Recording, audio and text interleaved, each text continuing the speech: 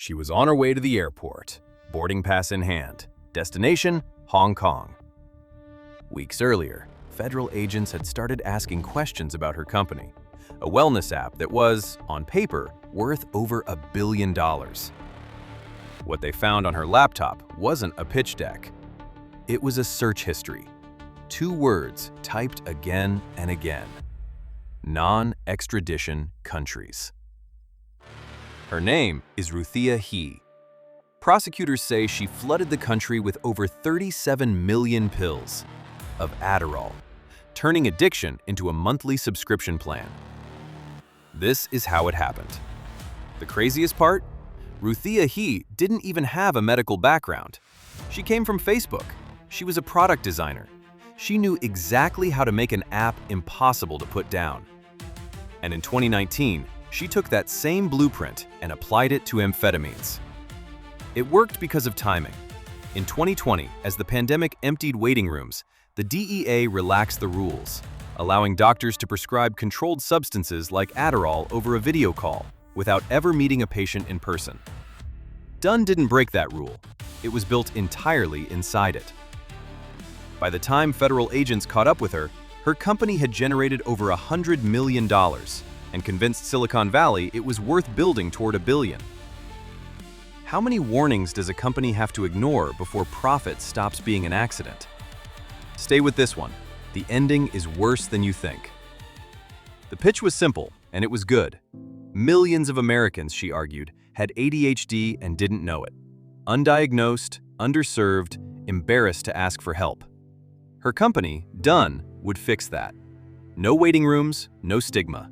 Just a video call, a diagnosis, and a prescription sent straight to your pharmacy. $79 a month. That was the price of never having to explain yourself to anyone again. Investors loved it. Venture capital money moved fast. Funds tied to some of the biggest names in Silicon Valley backed the vision, drawn by the same story that convinces investors every year: technology solving what bureaucracy couldn't. The business model was subscription-based. Patients paid a monthly fee. Prescriptions renewed automatically. No follow-up appointment required unless something went wrong. Growth was the only metric that mattered, and growth came fast. Dunn built an app that could diagnose and prescribe in a single sitting and marketed itself everywhere. Targeted ads, promises for anyone who'd ever felt distracted, unfocused, behind. The company spent over $40 million on those ads alone. Revenue climbed. So did the pill count.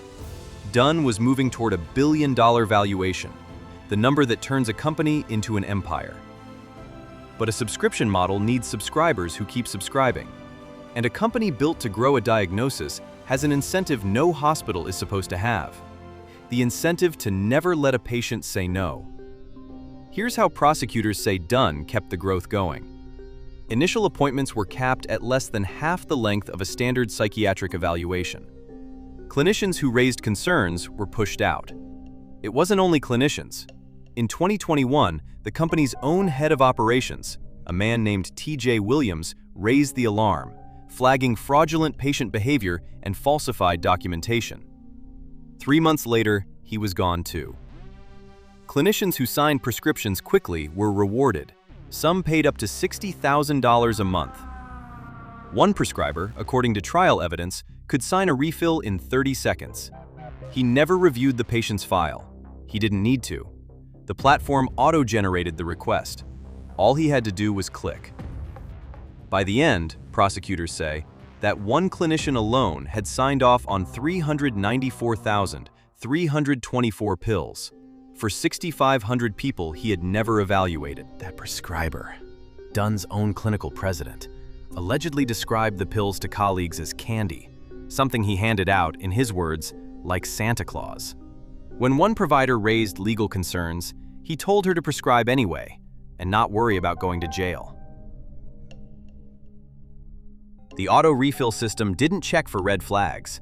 Prescriptions kept renewing through involuntary psychiatric holds. In at least one case, evidence showed a refill went out after the patient had already died. And the warnings came early. Mothers called. 3 of them later testified in court, describing frantic attempts to tell Dunn that their children were spiraling. Adderall psychosis, bipolar episodes worsened by stimulants. Dunn kept the prescriptions coming anyway.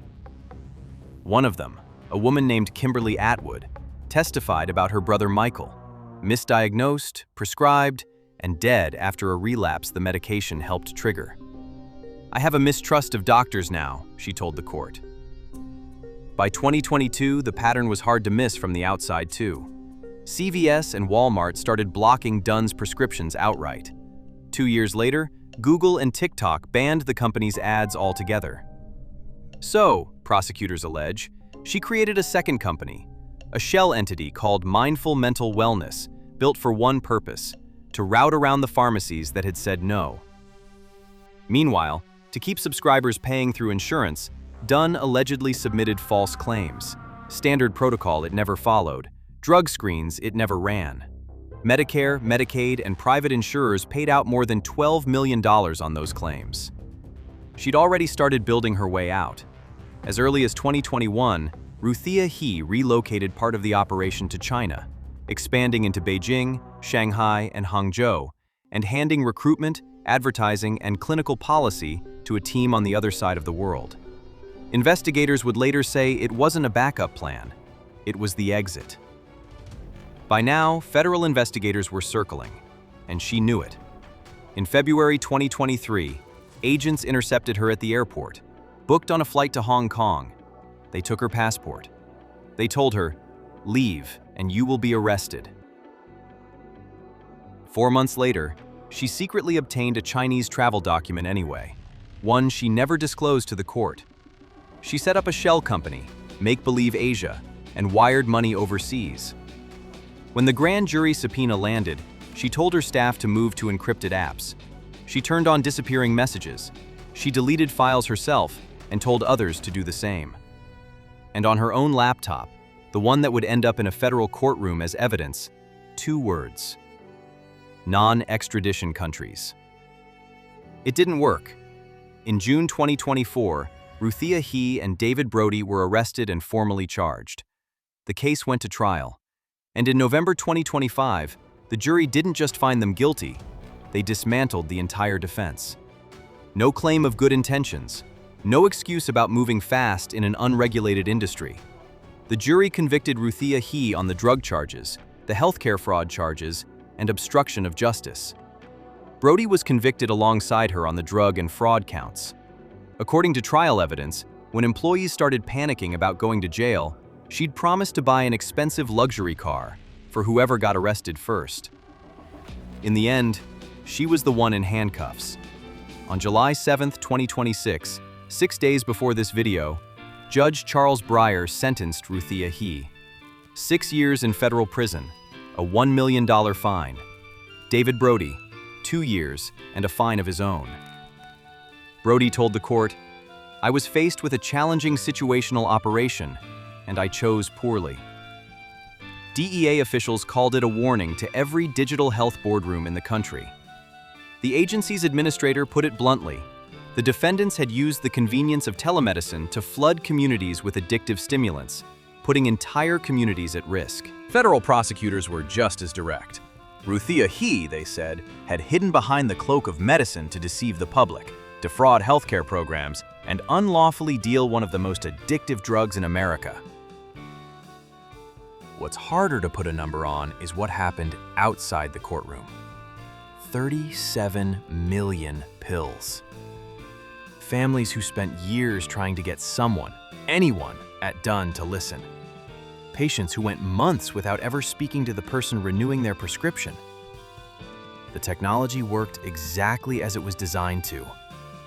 That was the problem. Dunn Global chased a $1 billion valuation by treating a prescription like a Netflix subscription. It almost worked. The app promised to remove the friction between a patient and their medicine. What it actually removed was the doctor. The court documents and DEA press releases that broke this case open are linked in the description, if you want to see the exact machinery behind the fraud. Tap like if this changed how you look at the apps on your phone, and subscribe, because we're about to tear apart another untouchable empire, right up until the moment it wasn't.